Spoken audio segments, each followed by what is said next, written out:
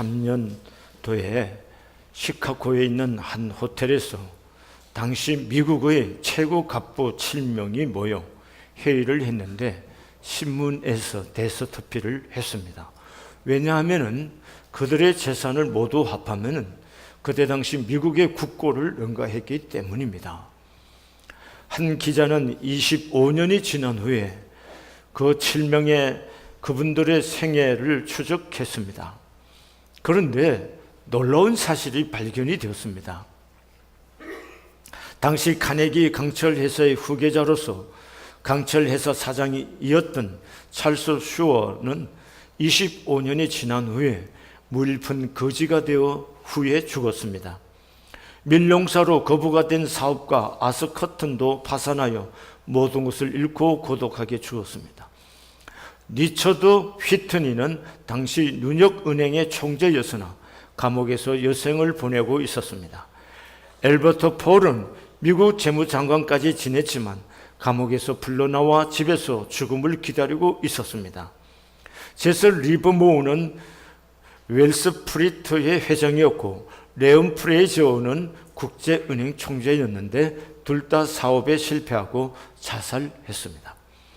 이반 크루크는 부동산 업계의 거부였지만 자살 미수로 병원 치료를 받고 있었습니다. 미국을 뒤흔들을 만한 7명의 재산가들이 25년이 후에는 모두 이렇게 되고 만 것입니다. 그런데 반대로 별 볼일 없는 인생이었지만 하나님을 만나고 하나님께 붙잡혀서 존귀하게 쓰임받은 사람이 있습니다. 오늘은 그 사람을 한번 소개해 보고자 합니다. 사사기 6장 1절은 이렇게 시작합니다. 이스라엘 자손이 또 여호와의 목전에 악을 행하였으므로 여호와께서 7년 동안 그들을 미디안 손에 넘겨주셨으니 이스라엘 사람들이 40년 동안 태평성대를 누렸습니다. 그러고 나니까 이스라엘 사람들이 또 범죄를 했어요. 하나님을 떠나고 죄를 범하고 하나님을 두기를 싫어하는, 그래서 하나님이 진노하여서 그들을 미디안의 손에 붙여서 7년 동안 고통받게 했습니다. 그때 이스라엘 사람들이 하나님께 부르짖기 시작했어요. 그때 하나님께서 한 사람을 세웠는데 그 사람이 바로 기드온입니다. 기드온은 농부였습니다. 그가 농사를 다 지어놓고 수확의 기쁨을 느끼기 바로 직전에 미디안이라고 하는 족속들이 쳐들어와서 그의 수확을 다 빼앗아가고 소와 양과 짐승들과 어린아이들과 여자들까지 잡아가는 그런 비극과 아픔을 경험했습니다. 희망과 노력을 한꺼번에 빼앗겨 버린 것입니다. 그것이 계속 7년 동안 반복되면서 그들은 지칠 대로 지쳤습니다. 수고해도 결실이 없는 삶이었습니다. 노력해도 성과가 없는 인생이었습니다. 심한 좌절과 절망 그리고 분노 가운데 있었지만, 그렇지만 기드온 그는 아무것도 할 수 있는 게 없고 할 수도 없었습니다. 그리고 그의 백성들은 그들의 삶의 자리를 잃어버리고 모두 산속에 들어가서 굴을 파고 숨어 지내는 그런 삶을 사는 비극이 그들에게 있었습니다. 그러던 어느 날 하나님께서 기드온을 찾아오셨습니다. 그런데 놀라운 것은 기드온이 자기를 찾아온 하나님을 만나고 난 이후에 그의 환경이 변한 것은 아무것도 없는데, 그가 전에 들어와서 할 수 없었던, 그리고 감히 도전하지 못했던 일들을 용기와 지혜와 힘을 가지고 도전하면서 자신뿐만 아니라 민족을 구원하는 용기 있는 믿음의 사람으로 변해 있음을 우리가 기드온의 사건을 통해서 볼 수가 있습니다. 기드온은 원래 농부로서 아무것도 할 수 없었고 약하고 때로는 겁쟁이처럼 보이는 사람이었지만, 그가 하나님을 만났을 때 자기 환경을 바꾸어 나갈 뿐만 아니라 다른 사람에게도 유익을 주는 인생으로 그의 삶이 바뀌었습니다. 우리가 삶의 공고함을 믿지만 이겨내지 못할 때가 있습니다. 문제가 올 때 그 문제를 우리의 믿음으로 그 문제 하나를 해결하지 못하고 그냥 오롯이 그 문제를 통해서 상처로 가득히 아파하고 때로는 무너져 내리는 그런 삶을 우리가 살고 있습니다. 또 우리는 매주 와서 예배를 드리며 하나님의 말씀을 듣습니다. 이 시간이 어떤 이들에게는 50년, 어머니의 태에서부터 모태신앙인 사람들은 평생을 지금까지 하나님의 전에서 예배를 드리고 있습니다. 그렇지만 변하지 않고 있습니다. 왜 그럴까요? 왜 이렇게 변하지 않는 건가요? 왜 문제 하나를 우리가 믿는 하나님을 믿는 그 믿음으로 해결하지 못하고 살고 있을까요? 그건 어디에 있는 거라고 생각합니까? 그것은 하나님을 만난 체험이 우리에게 빈곤하다는 거예요. 없거나 빈곤한 겁니다. 여러분 정말 하나님을 만난 경험이 있으십니까? 그리고 매 사건마다 내 인생에 대해서 그 하나님께 묻고 그 하나님의 인도함을 받는 살아계시는 하나님과 생생하게 경험하고 있느냐 하는 것입니다. 참된 신앙생활이 뭡니까? 하나님을 만남으로부터 시작되고 참된 신앙생활은 하나님의 인도하심으로 삶이 새로워져 가는 것 아니겠습니까? 여러분 우리가 매주마다 예배를 드립니다. 예배는 왜 드리는 겁니까? 도대체 예배는 무엇인가요? 예배는 하나님을 만나는 것입니다. 여러분 이 예배를 통해서 하나님을 만나셔야 됩니다. 어떻게 만나야 됩니까? 찬양 가운데 임하시는 하나님을 만나야 됩니다. 여러분 우리가 기도하는 가운데 하나님을 만나셔야 됩니다. 우리가 드리는 예물을 통해서 하나님을 경험해야 됩니다. 하나님 선포되어지는 하나님의 말씀을 통해서 우리는 그 가운데 하나님을 경험해야 됩니다. 그러므로 우리가 예배를 통해서 이 하나님을 만나지 못한다면 우리의 예배가 무슨 의미가 있고 그 예배를 통해서 어떻게 내 삶에 있는 문제들을 해결해 갈 수 있는 길이 될 수가 있겠습니까? 오늘 기도원은 자기를 찾아온 하나님을 만남으로 그의 인생이 변하여 가고 새로워져 가고 하나님께 쓰임받는 사람이 되는 것을 볼 수가 있습니다. 그럼 하나님의 기도원을 찾아왔을 때 기도원에 어떻게 만나주셨기 때문에 기도원이 변한 건 겁니다. 자, 하나님은 기도원의 진정한 가치와 가능성을 깨워주시고 생각을 틀을 바꾸어 주셨습니다. 만나서 얼굴만 대면한 것이 아닙니다. 기도원이 가지고 있는 본래 내면 속에 잠재된 가치와 가능성을 깨워줄 뿐만 아니라 기도원이 가지고 있는 생각의 틀을 바꾸어 주시는 거예요. 이게 중요한 겁니다. 우리가 예배를 통해서 내 생각이 바뀝니까? 생각의 틀이 바뀌지 않으니 하나님이 우리를 통해서 일할 수 있는 사람이 될 수가 없다는 거죠. 자, 어떻게 생각의 틀을 바꾸는 거냐? 12절 말씀을 함께 보시겠습니다. 소리내서 읽겠습니다. 시작. 여호와의 사자가 기드온에게 나타나 이르되 큰 용사여 여호와께서 너와 함께 하신다. 자, 기드온을 향해서 뭐라 불러주셨어요? 큰 용사여 이렇게 불러주십니다. 우리는 이 단어 속에 그냥 불러준 것보다 이렇게 생각하기 쉽습니다. 여러분 잘 생각해 보세요. 기드온은 뭐 하는 사람입니까? 군인입니까? 농부입니까? 농부입니다. 근데 농부에게 큰 용사란 말이 어울립니까? 그 단어 자체가 어울리는 단어가 아닙니다. 여러분 그런데 기드온은 농부로서 그것도 겁이 많아서 숨어서 미디안 사람 모르게 숨어갖고 눈치 보며 공이질을 해갖고 그걸 곡식 좀 털어갖고 자기 식구들이 먹는 이런 사람이에요. 그런 사람에게 하나님이 큰 용사요 라고 불러주고 있어요. 여러분 이렇게 자기를 향해서 천 용사로 하니까 기드온이 놀랬습니다. 그래갖고 15절에 기드온이 이렇게 대답합니다. 15절 보시겠어요? 시작. 그러나 기드온이 그에게 대답하여되 오 주여 내가 무엇으로 이스라엘을 구원하리까? 보소서 나의 집은 므낫세 중에 극히 약하고 나는 내 아버지 집에서 가장 작은 자녀이다. 하나님께서 내가 이렇게 사람 약하고 가문도 별로 시원찮은 집안의 사람이고 그런데 내가 어떻게 이스라엘을 구원하고 큰 용사고 싸우고 나는 도대체 할 수가 없습니다. 하나님 그런 말 나한테 하지 마세요. 나한테 어울리지 않는 겁니다. 이렇게 반응하는 겁니다. 그러면 물어보겠습니다. 기드온이 이런 사람인 것을 하나님이 모르고 찾아왔을까요? 아니죠. 근데 왜 하나님은 기드온에게 큰 용사로 불러주셨을까요? 그것은 기드온 속에 있는, 기드온도 모르고 있는 기드온의 진정한 가치와 가능성을 깨워주시고, 그리고 그의 생각을 바꾸주시는 거란 말이에요. 여러분, 이게 굉장히 중요한 거예요. 여러분과 저는, 우리는 항상 비교합니다.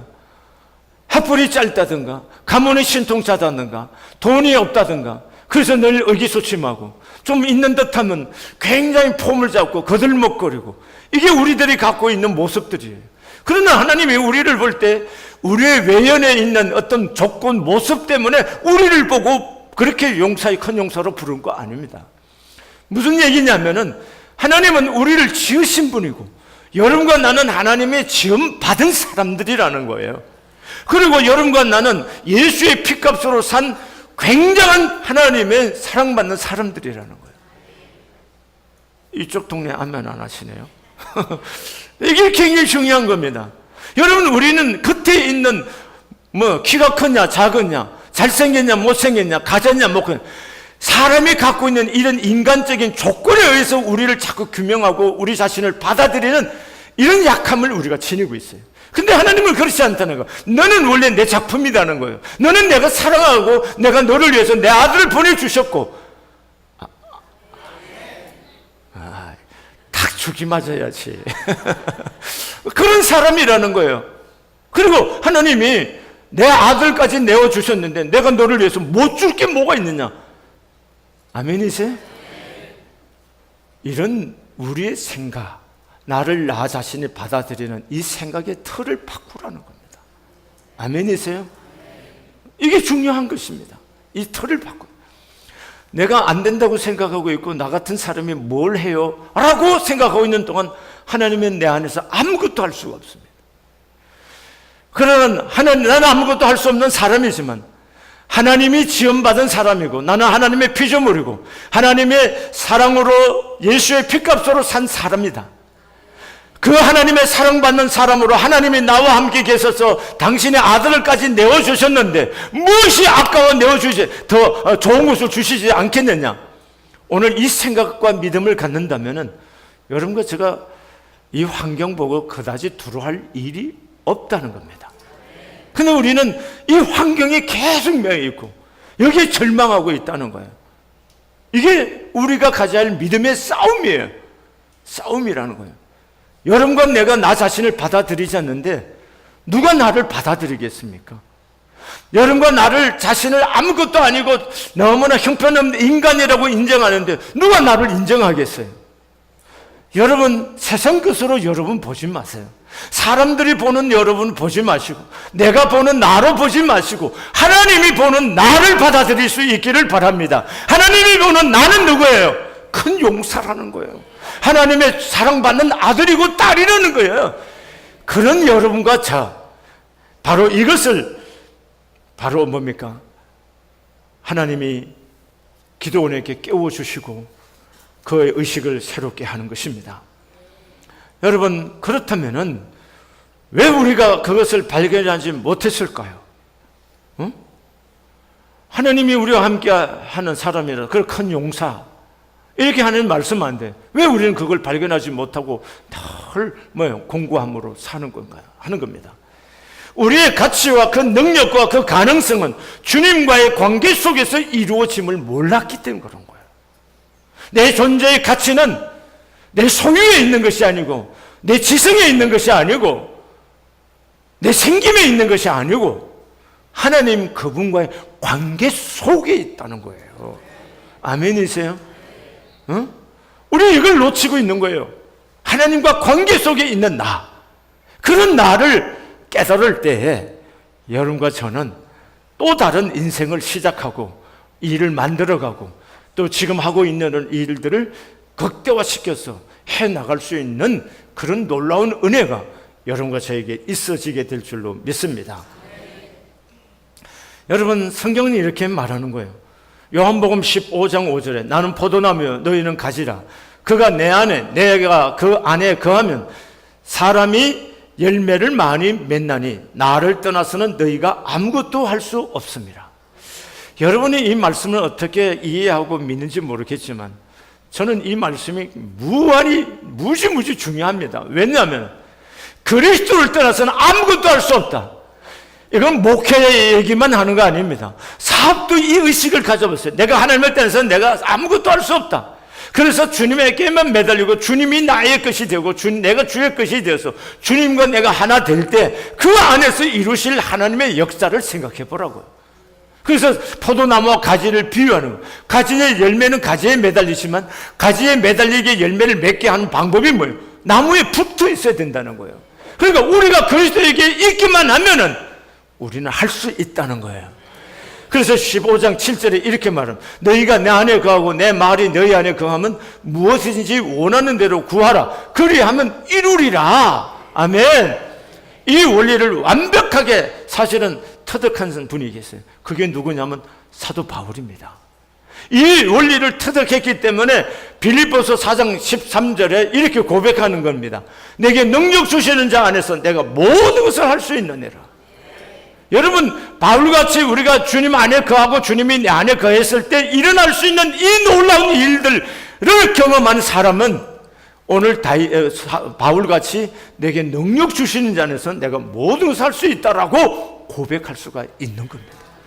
여러분, 주님 안에 거하시면은 여러분이 무엇이든지 할 수 있는 그 은혜가 있을 줄로 믿습니다. 쉽게 이렇게 생각하세요. 이 종이 한 장은 별거 아닙니다. 왜 안 뜯힐까? 잡고 있으면 뜯혀야 되는데. 잡으세요. 뜯어졌어요. 별거 아니에요. 이게 여러분과 나일 수 있다는 거예요. 이것도 별거 아니지만 여기에 붙여놓았어요. 뚫어보세요. 벽에 붙였다면요. 뚫어보시라고요. 우리 주님께 내가 이렇게 붙어 있다면은 나는 종이 한 장 같은 별것 아닌 인간이지만 그분 때문에 그분이 나를 통해서 일하기 때문에 할 수가 있다는 거예요.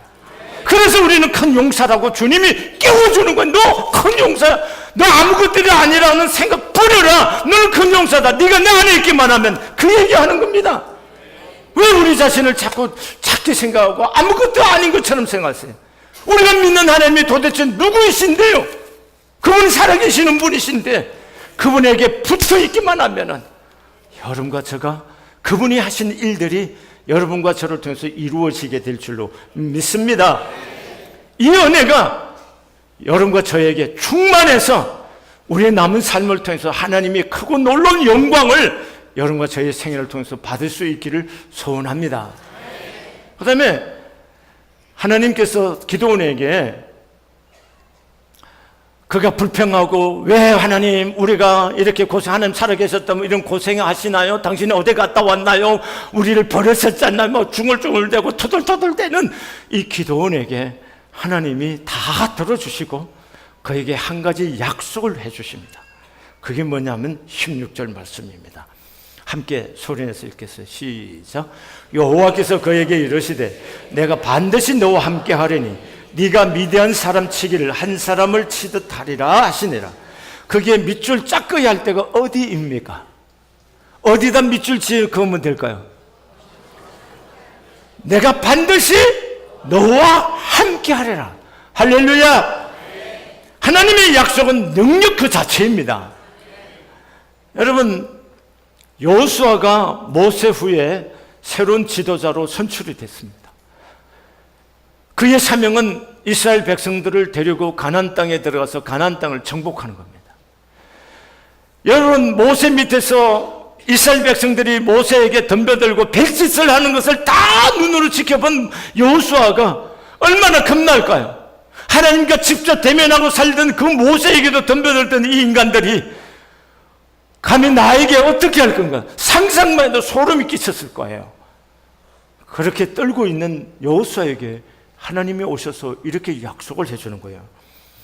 15장 여호수아 1장 5절과 6절입니다. 너의 평생에 너를 능히 당할 자 없으리니 내가 모세와 함께 있던 것 같이 너와 함께 있을 것임이라. 내가 너를 떠나지 아니하며 버리지 아니하려니 마음을 강하게 하라. 담대히 하라. 너는 이 백성으로 내가 그 조상에게 맹세해 주리라 한 땅을 얻게 하리라. 무슨 얘기하는 겁니까? 하나님이 여호수아에게 떨고 있는 여호수아, 내가 너와 함께 하겠다. 내가 너를 버리지 않겠다. 내가 어디로 가든지 너와 함께해서 너를 이기게 하겠다. 이 약속의 말씀을 주시는 거예요. 그럼 여호수아는 이 약속 때문에 뭐예요? 강하고 담대해져서 뭐예요? 백성을 끌고 요단강을 건너고 그 여리고성을 무너뜨리는 이 엄청난 일들을 하나님 하신 일을 보게 된 것입니다.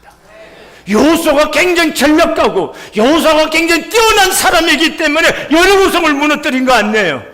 가나안 땅을 정복한 것이 아니에요. 함께 하신 하나님께서 하셨어요.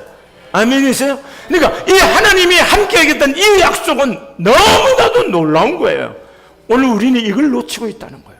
하나님이 함께 한다는 거. 여러분, 에레미야가 하나님의 부르심을 받았을 때 에레미야가 하나님께 이렇게 대답해요. 하나님, 나 아직 어려요. 어린 내가 어떻게 그렇게 일을 합니까? 저 못해요. 이런 얘기예요. 그러니까 이런 에레미야를 향해서 하나님 이렇게 말합니다. 에레미야 1장 7절 8절에 여호와께서 내게 이르시되 너는 아이라 말하지 말고 내가 너를 누구에게 보내든지 너는 가며 내가 네게 무엇을 명령하든지 너는 말할지니라. 너는 그들 때문에 두려워하지 말라. 내가 너와 함께하여 너를 구원하리라. 나 여호와의 말이니라. 여러분, 여기에 있는 겁니다. 에레미야가 굉장한 사람이어서가 아니에요. 하나님이 에레미야와 함께 하셔서 하나님이 주신 사명을 이루어 갈 수가 있었던 겁니다. 우리가 어떤 일을 해 나갈 때에 힘들다, 또 힘들게 하는 거, 그게 뭘까요? 사건이나 일이 있어서가 아닙니다. 가끔은 지도자로 산다는 것은 외로움이 있는 거예요. 그 외로움이 우리를 가끔 힘들게 하는 거예요. 그럼 외로움이 왜 올까요? 생각해 보세요. 외로움이 오는 것은 내 마음을 알아주는 사람이 없기 때문에 사실은 외로워지는 거예요. 또 돕는 사람이 없다고 생각할 때 외로워지는 겁니다. 여러분, 위로 올라갈수록 점점 사람이 외로워요. 사람들이 곁을 떠나기도 하고 돕는 사람이 없어질 수도 있어요. 그럴 때 외로운 겁니다. 그런데 말입니다. 사람은 우리를 알아주지도 못하고 돕지도 않을 수 있지만 하나님은 다르다는 거예요. 하나님은 항상 함께 하겠다는 거예요. 사람들은 너를 몰라주지만 나는 너를 안다는 거예요. 아멘이세요? 이 하나님을 우리가 맛보고 산다면 무엇을 두려워하겠습니까? 이걸 놓치지 말라는 겁니다. 내가 너를 절대 떠나지 않고 내가 너를 버리지 않냐고 어디로 가든지 너와 동행하고 내가 말한 이 모든 약속을 이루겠다고 하는 이 신실하신 하나님이 함께 하는데 무엇을 두려워하겠습니까? 여기에 우리의 승리의 비결이 있는 거예요. 그런데 우리는 대체로 이 함께 하신 하나님에게 묻고 의지하지 않는다는데 문제가 있다는 겁니다. 이걸 놓치지 않아야 됩니다. 여러분, 그때 당시 기드온 당시 이스라엘 사람들이 기댈 곳은 아무것도 없습니다. 그들의 희망이라는 것은 찾아볼 수 없습니다. 기댈 곳도 없고 의지할 곳도 없는 이 기드온을 하나님 찾아오셔서 그의 말을 군시는 그림을 다 들어주시고 그를 격려하고 위로해주며 내가 너를 통해서 일하겠다 그렇게 말합니다. 그러면서 내가 너를 떠나지 않겠고 또 내가 너를 통해서 미디안 사람을 치기를 한 사람 치듯이 하겠다 이렇게 믿음과 확신을 그에게 심어주고 있는 거예요. 중요한 건 이거예요. 하나님이 나와 함께 하겠다는 이 믿음과 확신이 있느냐는 거예요. 이게 너무나 중요한 것입니다. 어떤 일을 행할 때 하나님 나와 함께 한다. 이 함께 하겠다는 하나님의 약속에 대한 확신과 믿음이 내게 있다면 두려울 것이 없어요. 잘 보세요. 사람은 자꾸 하나님을 믿는다 하면서도 뭘 보냐? 눈에 보이는 수를 보는 거고 부피를 보면서 위로를 받고 힘을 삼으려고 해요. 근데 하나님은 수가 아니에요. 부피가 아니라는 거예요. 자, 7장에 가면은 미디안 사람들이 쳐들어왔을 때 하나님 기드온을 세워서 전쟁을 하게 하십니다. 근데 전쟁하겠다 나온 사람 32,000명 넘게 나왔어요. 하나님이 사람 너무 많아. 그래서 12,000명 정도 돌아왔어요. 그래도 많다는 겁니다. 32,000명도 모자라는데 하나님은 너무 많다는 겁니다. 그러면 하나님이 보시는 것과 사람이 보는 가치 기준이 다르다는 거예요. 사람은 언제나 수, 부피를 통해서 문제를 해결하려고 하지만 하나님은 수나 부피가 아니라 내가 너와 함께 하느냐인 거예요. 오늘 여러분 하나님과 함께 하십니까? 그럼 여러분 자리에 이김이 생기고 하나님이 역사하는 비밀을 배우게 될 줄로 믿습니다. 여러분, 다윗이 하나님의 전을 지어드리고 싶은 마음이 있어서 나단 선지자에게 말을 했어요. 그러니까 나단 선지자가 당신의 마음에 있는 대로 하옵소서. 그리고 격려를 해줍니다. 근데 그 하나님께서 나단 선지자에 찾아와서 말합니다. 다윗의 마음 내가 받았다. 그렇게 말씀하시면서 다윗이 아닌 다른 사람을 지켰다 말하시는데, 그러고 나서 하나님께서 나단 선지자에게 다윗에 대한 얘기를 이렇게 합니다. 그 역대상 17장 8절에 나오는데, 네가 어디로 가든지 내가 너와 함께 있어 내 모든 대적을 내 앞에서 멸하여 선져 세상에서 존귀한 자들의 이름 같은 이름을 내게 만들어 주리라. 이렇게 말합니다. 누가? 하나님이 다윗과 함께 있어 널 존귀케 하겠다. 아멘이세요?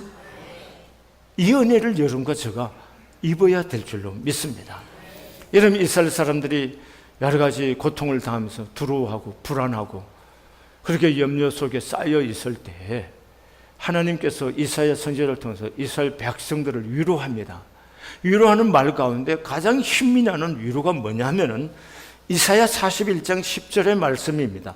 두려워하지 말라. 내가 너와 함께함이라. 놀라지 말라. 나는 내 하나님이 됨이라. 내가 너를 굳세게 하리라. 내가 너를 도와주리라. 내가 의로운 오른손으로 너를 붙들리라. 이 약속의 말씀을 선지자를 통해서 백성에게 전하여 주고 있습니다. 여러분, 이사야 43장 2절에 네가 물 가운데로 지날 때 내가 너와 함께 할 것이라. 강을 건널 때 물이 너를 침몰하지 못할 것이며 네가 불 가운데 지날 때도 타지도 아니할 것이요 불꽃이 너를 사르지도 못하리라. 왜요? 내가 너와 함께 하기 때문에. 아멘이세요? 하나님이 나와 함께 한다는 이 믿음과 확신이 오늘 여러분과 나에게 있느냐는 거예요. 여러분, 어떤 일을 행하려 갈 때 이 사업에, 이 일에 하나님이 함께 하시냐 물어보세요. 하나님이 무엇을 원하신지. 그래서 하나님이 두려워하지 말라. 내가 너와 함께 하겠다. 이 약속을 내 안에 확신시켜 주면은 두려워할 거 아니에요. 사람의 수 때문에 하는 것도 아니에요. 부피 때문에 하는 것도 아니에요. 그분이 함께 하시면 그분의 일이 이루어질 줄로 믿습니다. 아멘이세요? 이 비밀을 여러분과 제가 배울 수 있기를 바랍니다. 그러면 우리의 남은 생애가 훨씬 지금보다 삶의 활력이 넘치고 모든 사람들에게 더 많은 사람들의 영향력을 끼치는 삶을 살아가게 될 줄로 믿습니다. 그 다음에 하나님께서 명령하신 것이 있습니다. 그 명령이 뭐냐? 내 집에 우상을 헐으라는 겁니다. 오늘 25절과 26절 그날 밤에 여호와께서 기드온에게 이르시되 내 아버지에게 있는 수소 곧 7년 된 둘째 수소를 끌어오고 내 아버지에게 있는 바알의 제단을 헐며 그 곁에 아세라상을 짓고 또 이 산성 꼭대기에 내 하나님 여호와를 위하여 규례대로 한 제단을 쌓고 그 둘째 수소를 잡아 네가 찍은 아세라 나무로 번제로 드릴지어라. 이게 하나님께서 기드온을 쓰시기 직전에 명령하신 거예요. 그 명령이 뭐예요? 우상을 제거하라는 겁니다. 아멘이십니까? 여러분과 제가 하나님께 받을 수 있는 존재들입니다. 그런데 우리에게 요구하신 것이 무엇인지를 아는 것은 중요하다는 거예요. 그 요구가 뭐냐? 우리 안에 있는 우상을 제거하라는 겁니다. 여러분, 우리가 바알의 상을 놓고 아세라 상을 숨기고 그렇지 않아요, 지금. 그런데 하나님보다 내 마음을 빼앗고 하나님보다 높이 있는 내 생각과 삶의 모든 방식과 철학이 있다면 그게 뭐예요? 바로 우상이 될 수 있다는 거예요. 요즘 젊은이들에게 아이들은 너무나 우상 같아요. 아이들이 우상이에요. 아이들은 절절절절 매고 있어요. 여러분, 인생을 그렇게 아이들 키운다고 애들이 잘 크는 거 아닙니다. 기회 되면 제가 한마디 나중에 하겠습니다. 우리 큰일 납니다. 이렇게 애들 키우면 앞으로 우리 국가가 어떻게 되는지 큰일 날 일들이 너무 많습니다.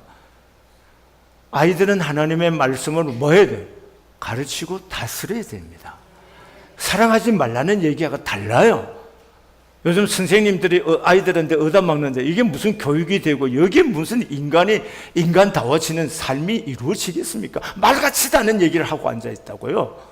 그러니까 여러분과 제가 이런 부분이다. 하나님보다 내 마음을 빼앗고 집중을 못하게 하는 것 있다면 그게 취미생활이든 그건 자식이든 그게 부모든 그게 내 어떤 생각이 신념화 되었다든 다 버려야 됩니다. 그렇지 않으면 그게 다 우상이라는 거예요. 그걸 깨어내고 하나님 앞에 오로지 주님만 바라보고 주님을 사랑할 수 있는 것, 그럴 때야 하나님이 우리를 통해서 일하시는 역사가 일어나게 될 줄로 믿습니다. 그 다음에 우상을 깨뜨린 다음에 뭐하냐? 하나님 앞에 제단을 쌓으라 그래요. 이거 굉장히 중요합니다. 우리가 하나님 앞에 바르게 쓰임 받는 비결이 뭐냐? 예배에 성공해야 돼요.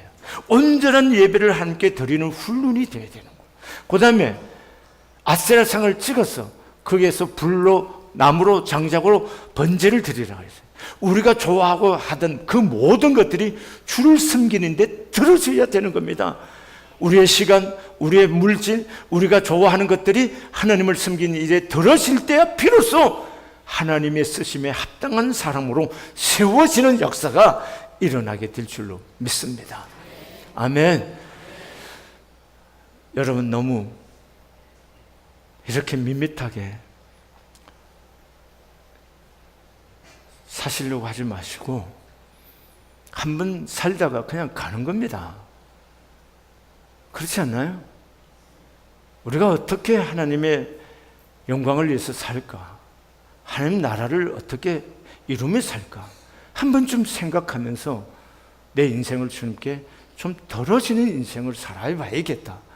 이런 생각을 가지고 하나님께 기도원처럼 붙잡혀 쓰임받는 여러분과 저의 삶이 되기를 소원합니다. 기도하시겠습니다.